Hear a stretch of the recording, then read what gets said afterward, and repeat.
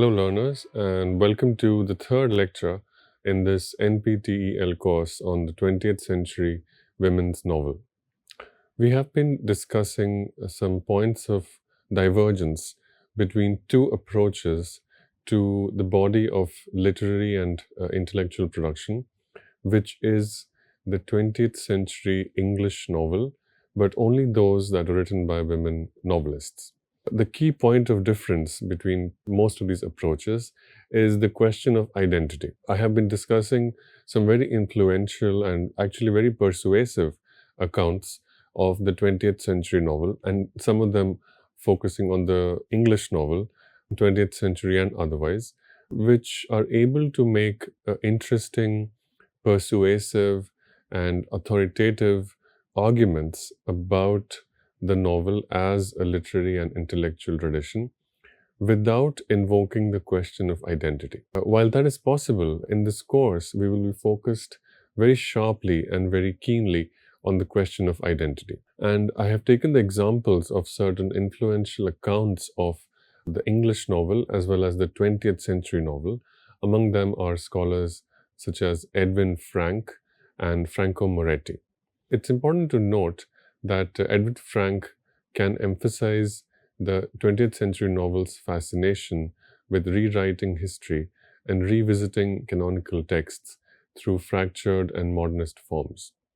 Similarly, Franco Moretti's work allows us to map a novel like Wide Sargasso Sea within global patterns of world literature.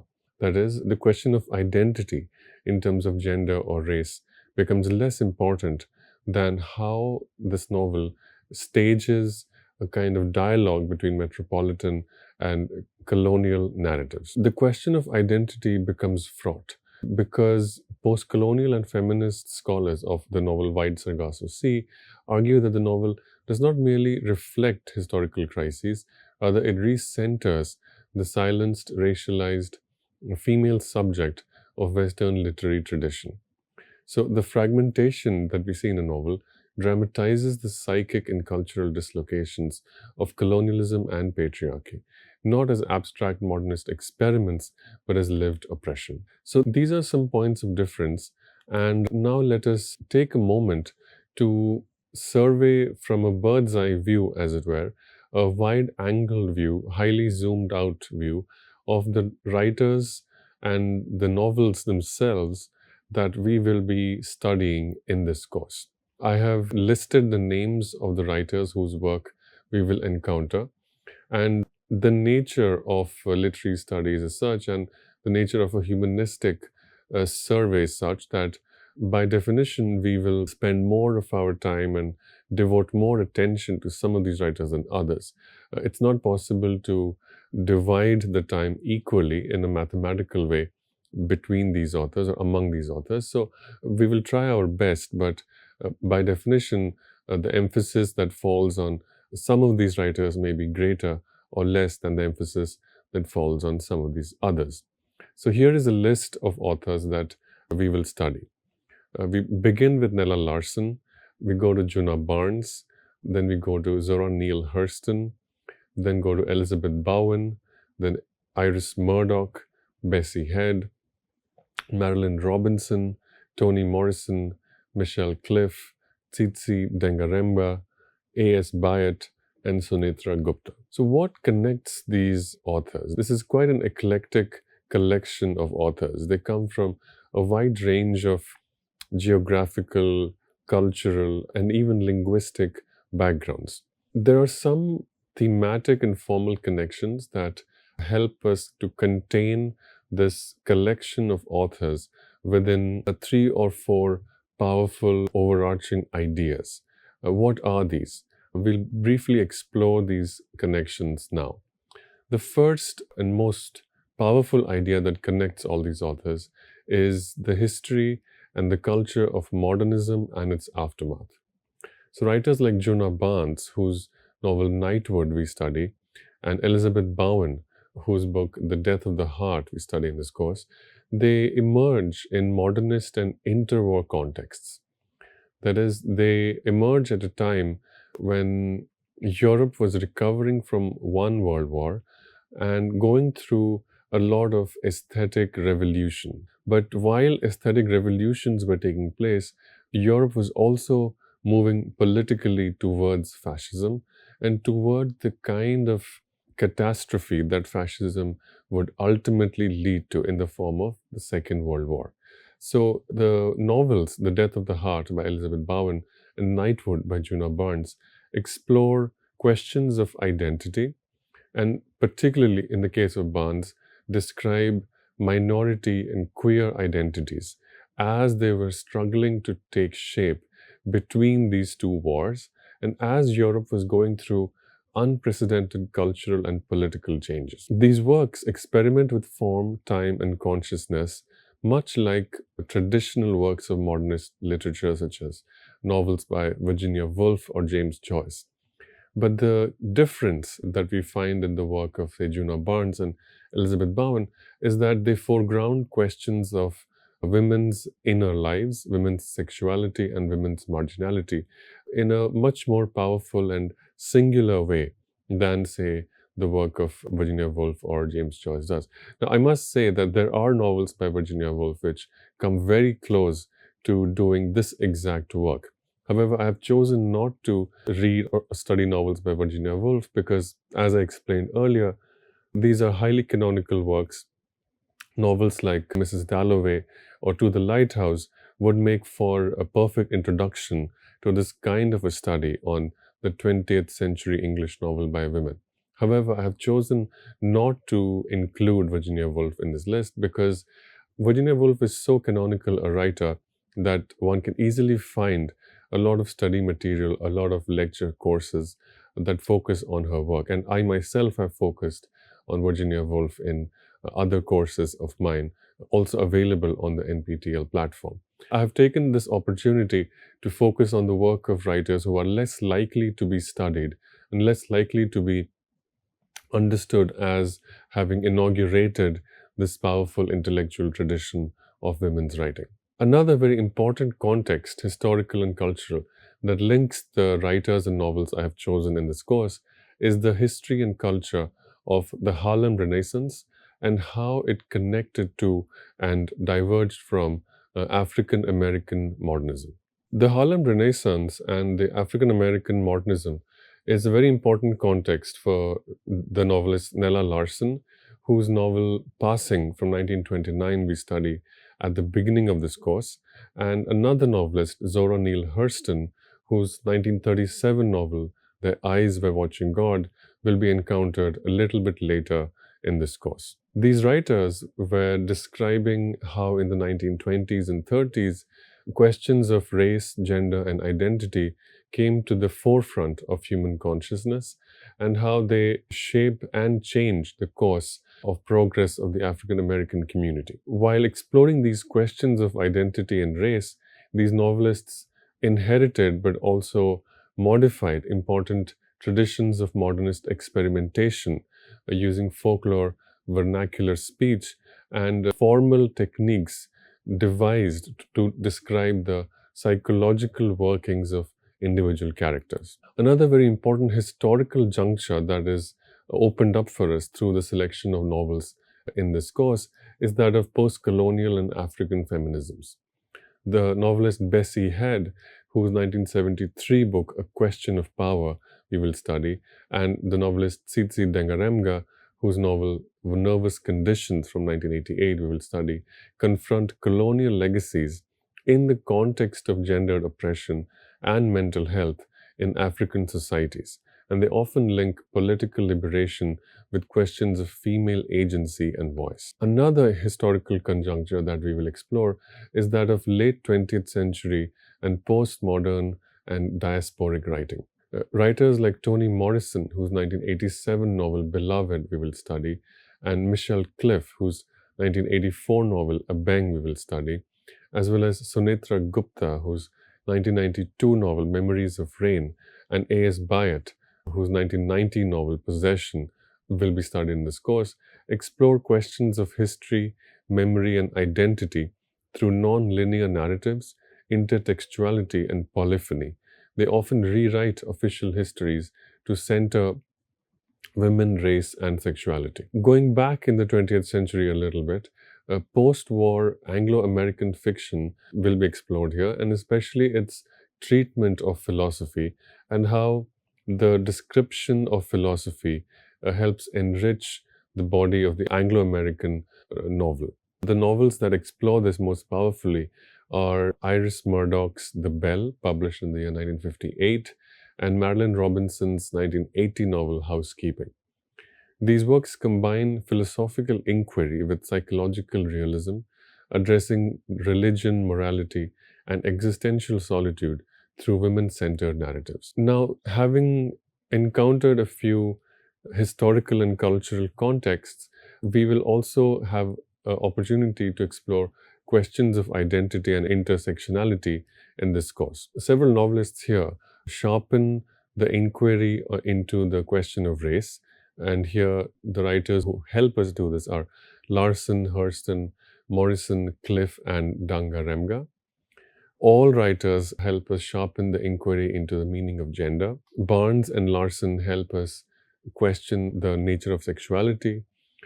Bessie Head, Michelle Cliff, and Dangaremga help us question the difference between colonial and post-colonial identities. The meaning of marginalization and belonging are explored with a particular keenness through the work of these writers. History, memory, and trauma becomes very important in novels like Toni Morrison's Beloved and Michelle Cliff's No Telephone to Heaven. These works reclaim silenced or repressed histories. Elizabeth Bowen depicts modernity's dislocations. Tsitsi Dangaremga and Bessie Head connect political oppression with psychological breakdowns. The writers that I have chosen here, they experiment with dialect, polyphony, streams of consciousness, and metafiction. Together, they present a showcase of formal experiments and intellectual efforts to question who speaks, how, and on whose behalf. So, the question of identity is foregrounded in a very, very powerful way through poignant and often tragic experiences of the 20th century. Questions of female desire and agency are also foregrounded in the works that are chosen for study in this course. Novels that do this most powerfully are Nella Larsen's Passing, Hurston's Their Eyes Were Watching God, Barnes's Nightwood, Murdoch's The Bell, and several others, but these in chief. What these novels do is they foreground women's spiritual as well as erotic and romantic desires, often in conflict with patriarchal or heteronormative expectations. The novels in this course also explore spirituality, philosophy, and ethics. Murdoch's interest in morality, Robinson's Calvinist meditations, and Morrison's engagement with African American spiritual traditions link metaphysical questions with women's everyday lives. Finally, in terms of formal and stylistic connections, there are many themes and there are many innovations that connect these writers. They share many formal tendencies. Many of them inherit the modernist impulse to innovate with narrative form. So we can find the stream of consciousness employed in the work of Juna Barnes, Elizabeth Bowen, and Bessie Head. We can find fractured temporality in Toni Morrison and Tsitsi Dangaremga. We can find interior monologues in Larsen and Hurston. And finally, we can find nonlinear plots in Cliff and Gupta. This is not to say that these formal innovations are only found or are limited to the work of these two or three writers. I have chosen two or three writers in whose works these formal innovations are foregrounded much more sharply. However, one can find instances of these formal innovations in the work of almost every writer that's chosen for study in this course. Now, having surveyed this course very briefly, I want to shift our attention to the first writer whose work we will study in this course, and that is Nella Larsen. Nella Larsen was born in the year 1891 and passed away in 1964. She occupies a key place in early 20th century African American literature, especially within the Harlem Renaissance. Her life and career illuminate questions of race, gender, and identity that recur through her writing. I'll describe her biographical background briefly and then move on to a discussion of the context in which questions of race took on a particularly sharp turn and which influenced the writing of Passing, and which can be better understood in turn through a study of the description of race relations in Passing. So, Nella Larsen was born Nellie Walker in Chicago to a Danish mother and a father who likely came from the Danish West Indies, now known as the US Virgin Islands.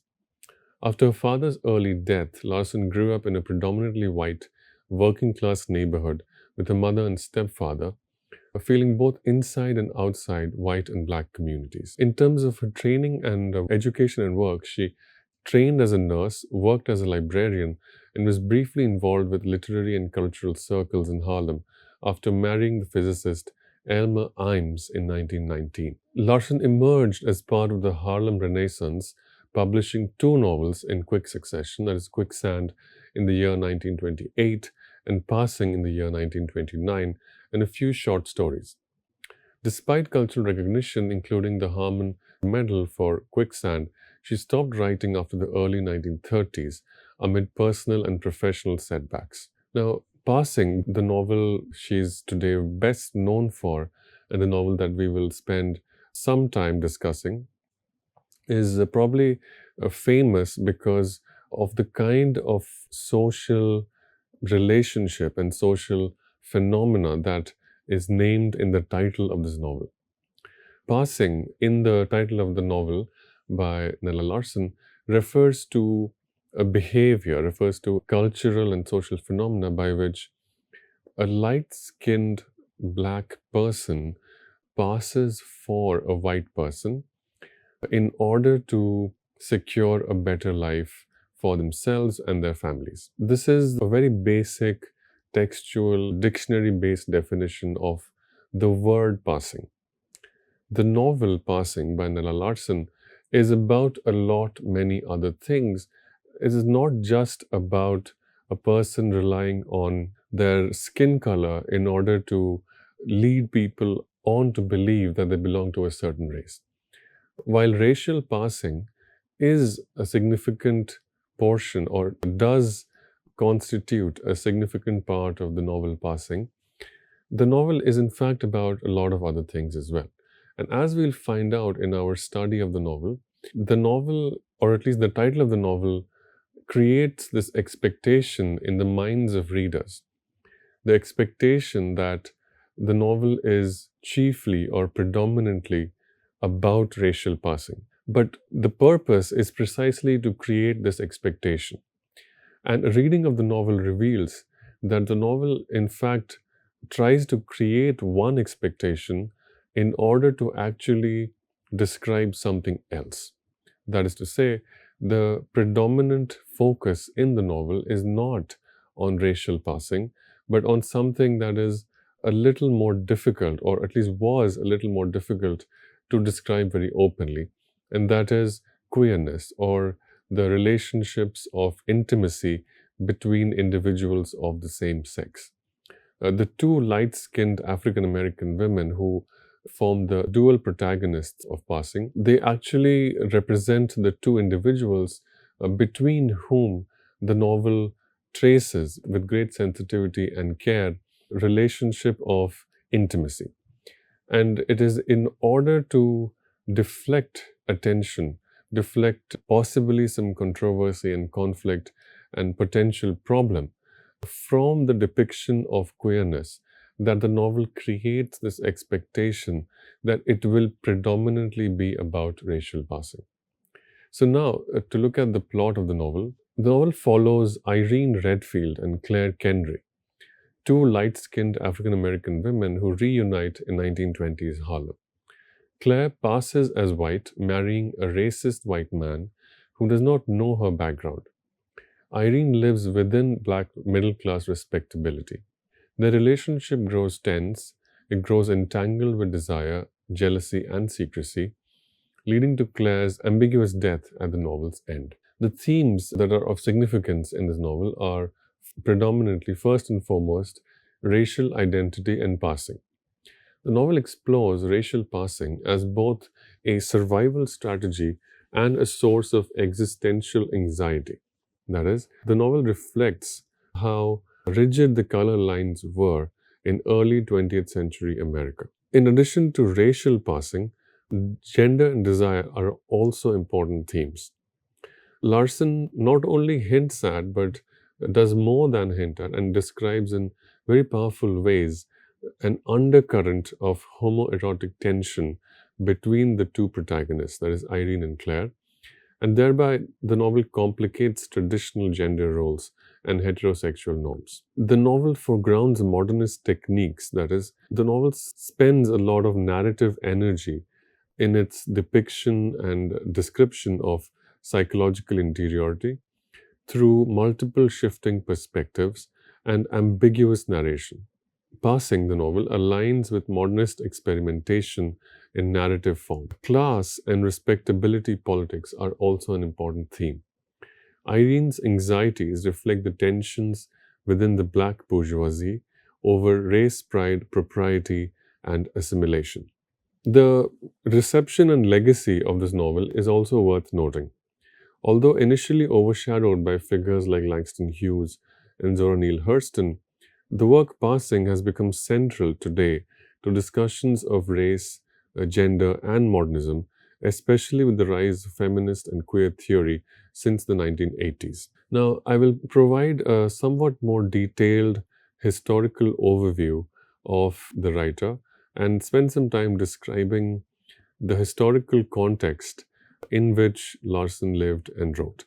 In addition to key events from Larsen's own life and career, I will also spend some time noting important events that were taking place in the larger world while Larsen's life and career was evolving.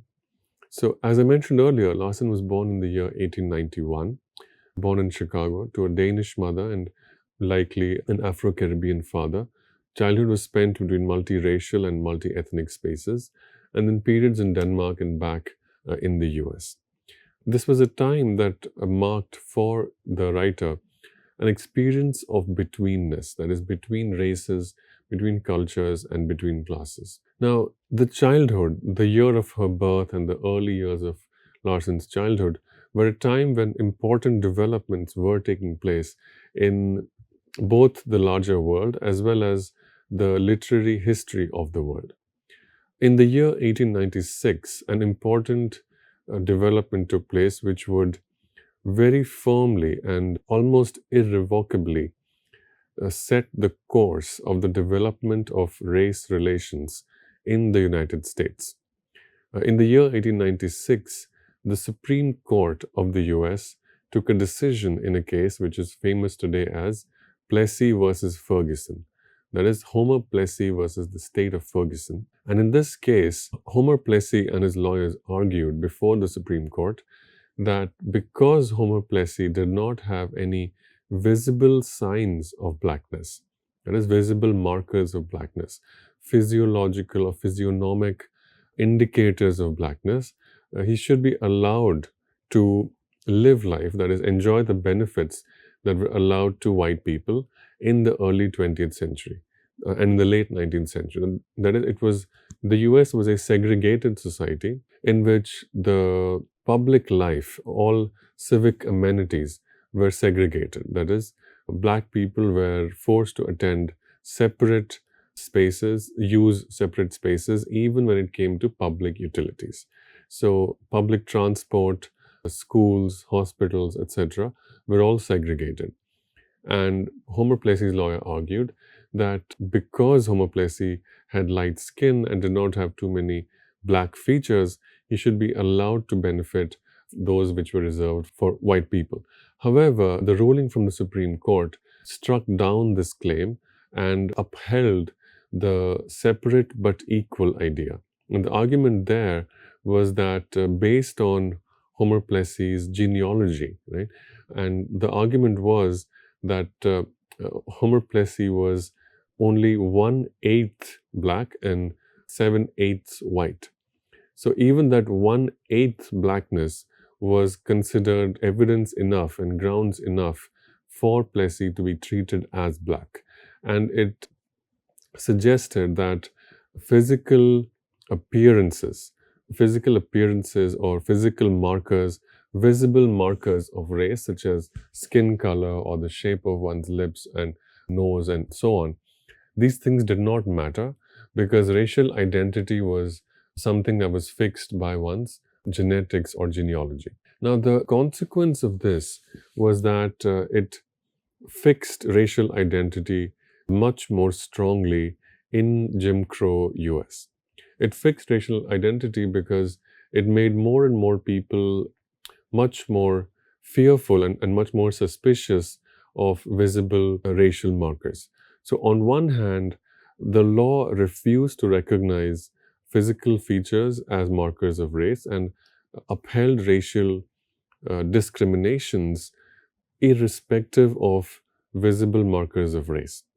On the other hand, in the lived experience, in the lived social experience of early 20th century America, individual cases of racial passing became more and more popular because people became more and more paranoid and suspicious and tried to pass off as someone who deserved the social benefits and privileges accorded to one race, that is, being white. Now, in the sphere of literature, the late 19th and the early 20th century were a time when important developments were taking place. The Indian poet Rabindranath Tagore began writing and publishing modernist poetry in prose, was awarded the Nobel Prize in the year 1913. In the year 1905, Japan defeated Russia in the Russo-Japanese War, altering global racial imaginaries of empire. In the year 1905 and around the years 1905-07, the Indian writer and novelist Munshi Premchand began writing Hindi-Urdu realistic fiction. Further east in Asia, Lu Xun emerged as a foundational Chinese modernist slightly later with his 1918 short story, The Diary of a Madman. I will stop this lecture now and continue the exploration and development of the historical context in which Nella Larsen wrote her novel Passing in the next lecture. Thank you.